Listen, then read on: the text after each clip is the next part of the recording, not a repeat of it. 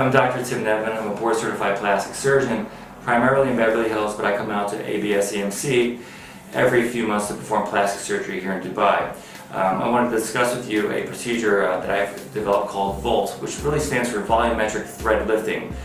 You may have heard about threads, you may have heard about fillers, but when you use in combination properly, they can have very significant but yet subtle changes to the face to remodel, beauty, restore some of the architecture you may have lost with aging, or just refine some of the highlights, including cheekbones, jowls, and that sort of thing. So VOLT, or volumetric thread lifting, includes basically the use of threads that are placed under the skin, and this is all done under local anesthesia with very little pain and virtually no downtime, to lift jowls or cheeks or even eyebrows.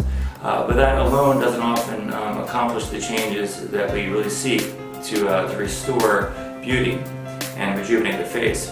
With a combination of fillers, we can actually use threads and fillers to really redistribute the tissues properly to give you very natural looking results.